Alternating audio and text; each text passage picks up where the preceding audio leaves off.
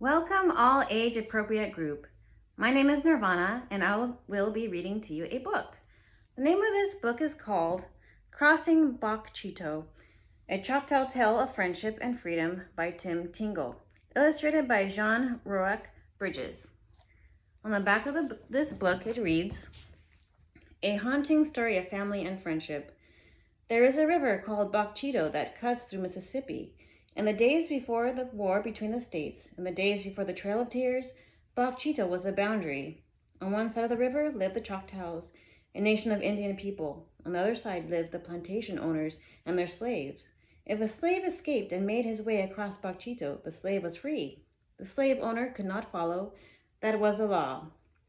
Martha Tom, a young Choctaw girl, knows better than to cross the river. But one day, in search of blackberries, she disobeys her mother and finds herself on the other side. Thus begins the story about 7 slaves who crossed the big river to freedom, led by a Choctaw angel walking on water.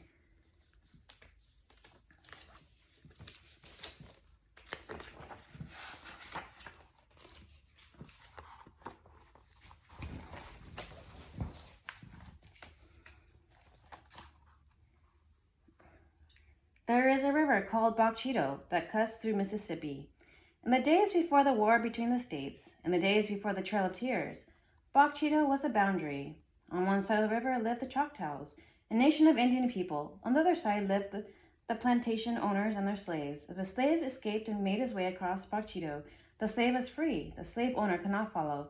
That was the law.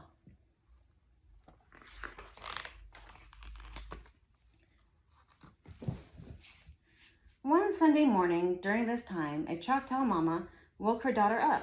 Martha, Tom, the sun has been up for 2 hours. Get up and put your dress on, you lazy little girl. I have a wedding to cook for today. Take this basket and fill it with blackberries. Now hurry back.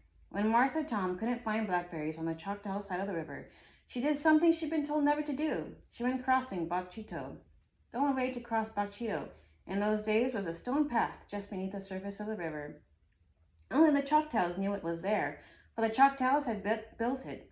When the river flooded, they built the stones up. When the river sank in times of drought, they built the stones down, always just beneath the muddy surface of the water.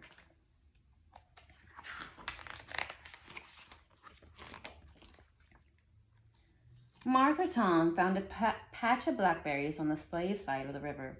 She filled the basket, then looked to the sky for the sun to lead her home. But it was cloudy and she was lost. Martha Tom thought she was approaching the river, but instead she was walking still deeper into the woods. She came upon a stump covered with grapevines. Before her lay a clearing with logs rolled out as if they were benches. Martha Tom saw someone coming and dove into the vines. A skinny black man with a cane stepped out of the trees. When Martha Tom watched, he climbed onto the stump and called out, "We are bound for the promised land." What happened next would change Martha Tom's life forever. Though she saw no one, 100 voices came up in reply, like spirit voices whispering, "We are bound for the promised land." The old man called out again, "We are bound for the promised land." Once again she heard the voices, human voices this time. Closer and closer they came, calling, "We are bound for the promised land." The old man bowed his head and said, "Oh, who will come and go with me?" 100 slaves replied, stepping from behind the trees, rising up from the bushes where they were hiding. "We will come and go with you. We are bound for the promised land."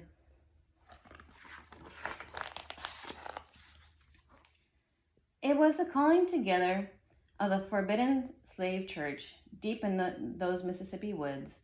The old man begged to preach and the people began to sing. Martha Tom had never heard music like this before, but it touched her deeply. Then something else touched her on the shoulder. She looked up to see the biggest man she had ever seen, his chest so big it was about to pop his buttons off his shirt.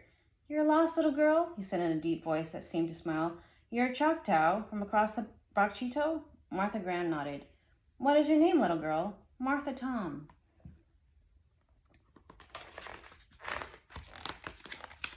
"Well, Martha Tom, I'll get my son to take you back to the river. You can find your way home from there."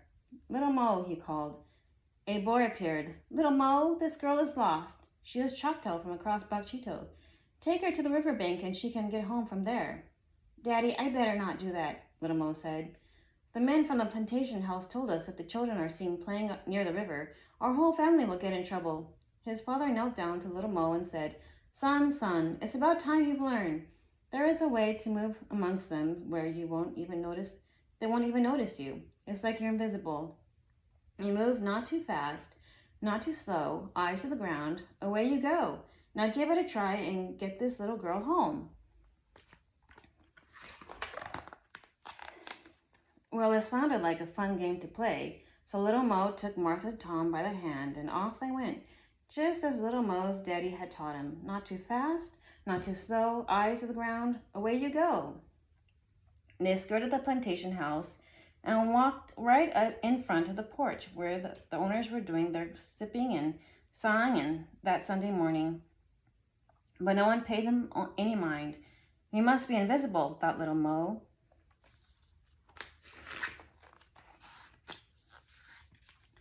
Soon they arrived at the river, and it was Martha Tom's turn to lead. She took Little Mo to the path, but he couldn't see the stones beneath the muddy water.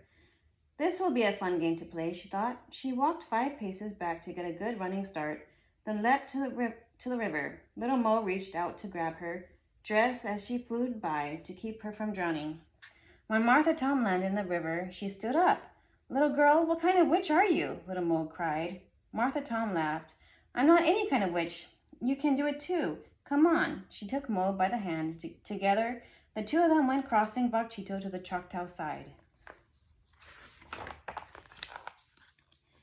Even before they stepped from stones to the earth, Little Mo heard the sound of chanting. He thought it must be the heartbeat of the earth itself. It was the old men calling the Choctaws to the wedding ceremony.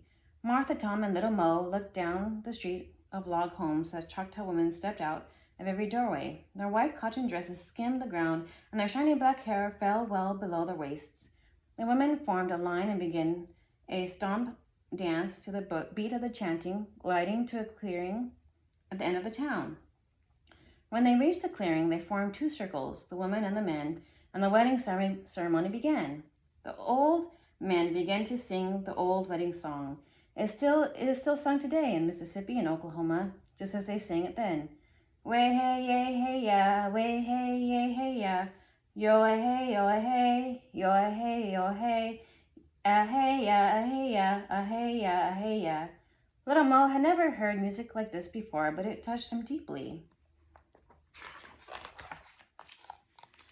And then something else touched them both on the shoulder. It was Martha Tom's mother. Little girl, you have been crossing Bok Chitto. Now I'm not mad at him, but you take him to the river and come right back and give me those blackberries. You're in for it now. Martha Tom knew her mother could crack like a mad crow on the outside, while inside she wanted to coo like a dove with love for her daughter. She took Little Mo to the river and showed him how to cross on his own, and so began a friendship that will last for years.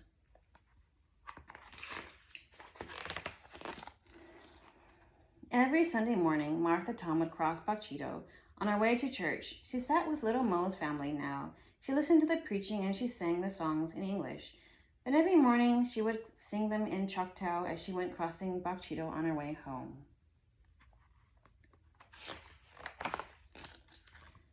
Then one day trouble came. As it always does in stories or in life, trouble comes. There was a slave sale and 20 slaves were sold. They were to leave for New Orleans the very next day before sunrise. The men from the slave households were called together to listen to the names being read. Little Mo's mother was on that list. As he walked home, Little Mo's father wondered how to tell his family what had happened. And he decided to let them have their last meal in peace. When the children stood to clear the table, he motioned for them to be seated. Feeling his knees grow weak, he said, "Your mother has been sold." "No!" she cried. The tears seemed to squirt down her cheeks. The children looked at their parents and began to cry. They had never seen their mother and father like this. "This is our last evening together," he said. "Stop your crying. I want every one of you to find something small and precious, something to give your mother to remember you by, something she can hide, something they can't take away. Now get up and help your mother pack. You will not see her again." No one moved. Then Little Mo pulled his father's sleeve and said, Daddy, there's a way we can stay together. We can go crossing Bok Chitto. Martha Tom told me how. Son, they'll have the dogs guarding the river tonight to prevent a crossing. Daddy, we can go just like you taught me. Not too fast, not too slow, eyes to the ground. Away you go. We'll be invisible. Daddy, we have to give it a try. For the first time that day, hope filled the father's heart. You are right, son. We have to give it a try.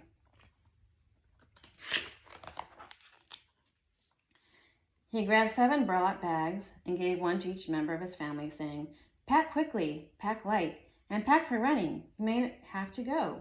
They did pack quickly, and they packed light, but they were not quick enough. The men on the plantation house saw them working late. They called for the guards with the dogs and the lanterns and the guns, and they surrounded that little house. When little Mo's daddy stood with his family around him, he looked out the back door and said, We can go out that way. It would be dark and maybe safer, but this night's journey is not about darkness and safety. It is about faith. It is about freedom. We will go out the front door. And so they did, out the front door, down the front steps, walking just as little Mo had reminded them, not too fast, not too slow, eyes to the ground, away you go. And then something remarkable happened. This family became invisible. They walked into the circle of lanterns, but the light shone right through them. They walked so close to the dogs they could have stroked the dog's fur, but even the dogs did not know they were there. They were invisible.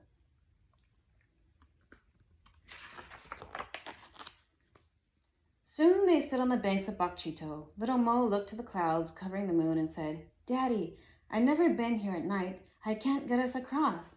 His father picked little Mo up and sat him on his hip till their faces almost touched. Son, the hour is at hand, he said. You know that we call you Little Mo, but you know that is not your real name. Your name is Moses. Now, Moses, get us across that water. Moses leapt down and ran to the river. He dipped his arm into the chilly waters till he found the stone path. Quick as a bird, he threw across the stones and burst into Martha Tom's house. He flew across the stones and burst into Martha Tom's home. I'm sorry, I know it's late, he said, but we are trying to cross over. The men are after us, the men with the dogs and the lanterns and the guns. Can you help us? Martha Tom's mother jumped out of bed and talked as she dressed. Son, run to your family and hide them in the bushes near the path. Go now, run. You'll know when to come across. Go, I have work to do. She went to every home in that village, pushed open the doors, and called inside, Woman, put on your white dresses, bring a candle, and meet me at the river. We're having a ceremony tonight, the crossing kind. And so it came to pass. The guards stood at the slave side of the river with their dogs and lanterns and guns. Suddenly they saw emerging from the white fog on the Choctaw side what looked to them like a band of angels. The angels carried candles that cast a halo glow in the fog around their faces. Rising from the bushes and coming to life in front of them, the guards saw 7 runaway slaves. They lifted their guns to fire. They never shot their guns that night, for stepping out of the band of angels, they saw the most beautiful little angel of them all. Her right hand held a candle. Her left hand was outstretched, and she was walking on the water. Martha Tom was singing a song she had learned at the slave church, but now she sung it in Choctaw. Nikta ishayo pikamano chisus ut minit amala holipopama chitot aya lashke. We're bound for the promised land. She took little Mo by the hand. He took his mother's. She took the children. They took their father, and together all seven of them went crossing Bok Chitto.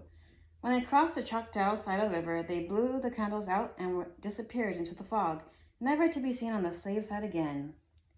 The descendants of those people still talk about that night. The Choctaws talk about the bravery of that little girl, Martha Tom. The black people talk about the faith of that little boy, Moses. But maybe the white people tell it best. They talk about that night their forefathers witnessed 7 black spirits walking on the water to their freedom. Well, I hope that you guys enjoy that book, Crossing Bok Chitto by Tim Tingle. And I do have further reading for the parents, so your children are free to go, but I do have further reading for the parents, which I'll read to you right now.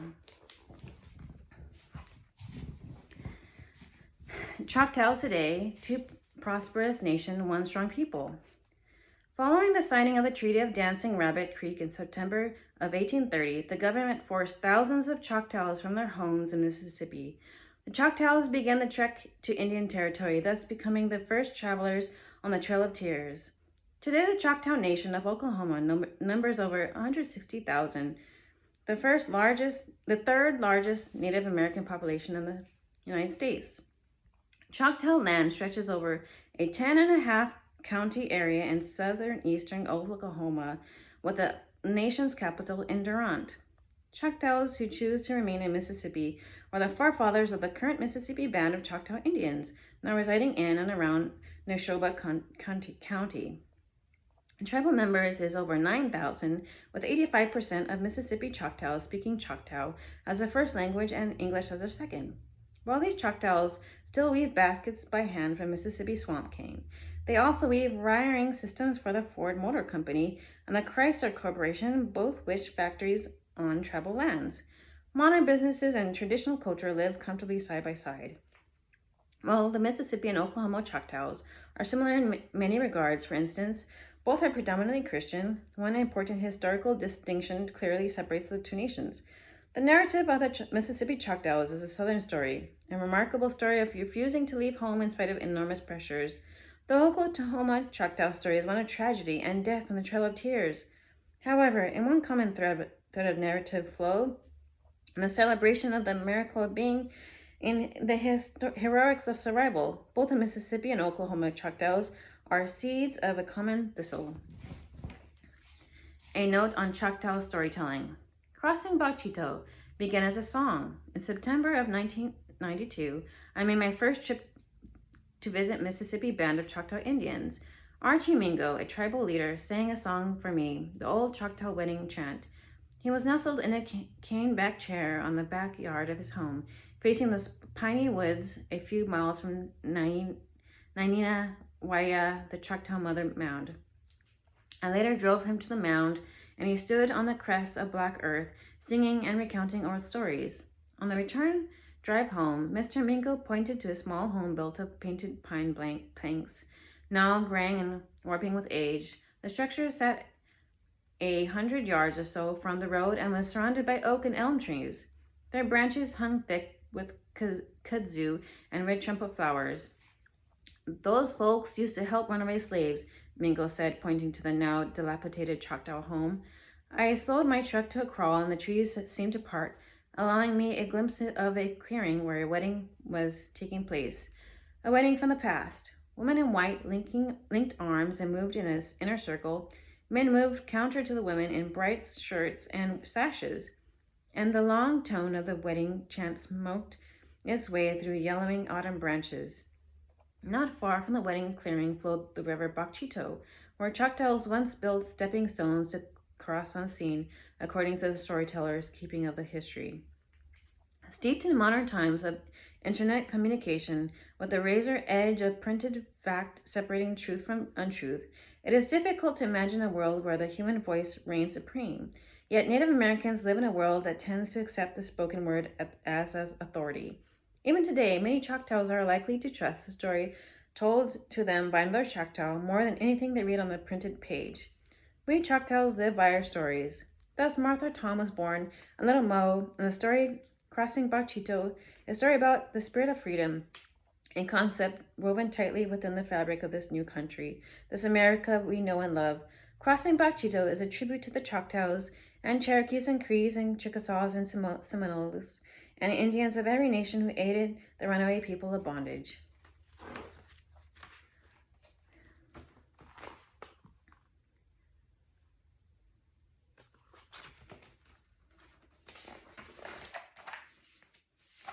Set in the Old South, Crossing Bok Chitto is an Indian book written by Indian voices and painted by an Indian artist. The story is documented the Indian way, told and retold, and then passed on by uncles and grandmothers. Crossing Bok Chitto in this new format of language and painting, this book of way of telling is for both the Indians and the non-Indians. We Indians need to continue recounting our past, and from this book, non-Indians might realize the sweet and secret fire that drives the Indian heart.